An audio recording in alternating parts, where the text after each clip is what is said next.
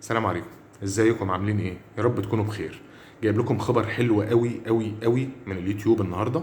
بس قبل ما نقول لكم الخبر ده، رجاء ما تنساش تعمل سبسكرايب وتعمل لايك وكمان تفعل زر الجرس عشان تشوف كل الفيديوهات اللي نازله عندي. الخبر الحلو ده بيقول ان يوتيوب عمل كرييتور فند بقيمه 100 مليون دولار. عارفين يعني ايه 100 مليون دولار؟ يعني واحد وقدامها 8 اصفار. 100 مليون دولار هيوزعهم على صناع المحتوى اللي بيرفعوا المحتوى بتاعهم على يوتيوب في الفترة اللي فاضلة من سنة 2021 وكمان سنة 2022. طب هيديها لأي حد يا عم عمر؟ حرفيا هيديها لأي صانع محتوى موجود على يوتيوب، وكمان مش شرط يكون مفعل الأرباح.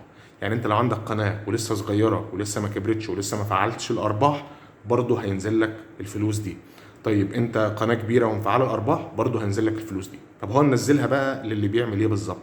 الفيديوهات الشورتس، الفيديوهات اللي بالطول زي الفيديو اللي انا بصوره لكم ده، بس اللي انا بصوره ده هيبقى فيديو عادي. في الفيديو اخوه اللي هو الشورتس اللي احنا بنقعد نعملها ونقلب فيها على اليوتيوب، هي دي. لازم تعمل فيديوهات شورتس ولازم توصل لاكبر عدد ممكن وتعمل عدد مشاهدات كبير، لانه هينزل لكل قناه في الشهر الواحد مبلغ يتراوح من $100 لحد $10,000 في الشهر. انتوا متخيلين يا جماعه؟ ومش شرط تكون قناتك مفعله ربح من اساسه. انتوا فاهمين؟ بس في 4 شروط اساسيه لازم نخلي بالنا منها.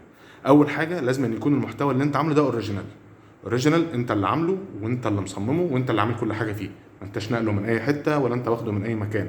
ده شرط مهم جدا. الشرط التاني، ما ينفعش تكون واخد مقاطع من افلام او من مسلسلات او من ماتشات كوره وعامل عليها ايا كان التعديل اللي انت بتعمله. لا، انت كده اخليت بالشروط بتاعته. الحاجه الثالثه بقى، ان انت تلتزم بالتعليمات بتاعه المنتدى بتاع اليوتيوب، يعني ما تنتهكش اي سياسه من سياسات منتدى صناع المحتوى بتاع اليوتيوب. الحاجه الرابعه والاخيره ودي مهمه جدا، ما ينفعش تاخد اي فيديو من على سوشيال ميديا بلاتفورم تاني.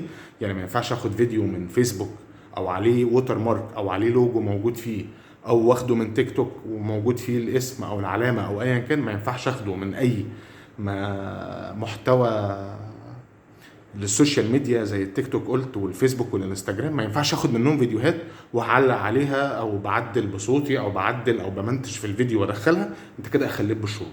وده يرجعنا للشرط الاولاني، ان لازم يكون المحتوى بتاعك اوريجينال ولازم تكون انت اللي عامله.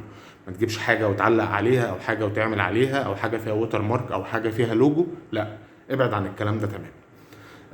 100 مليون دولار هيتوزعوا في الفترة اللي فاضلة، في سنة ونص تقريبا فاضلين، نص في 2021 وسنة كاملة في 2022.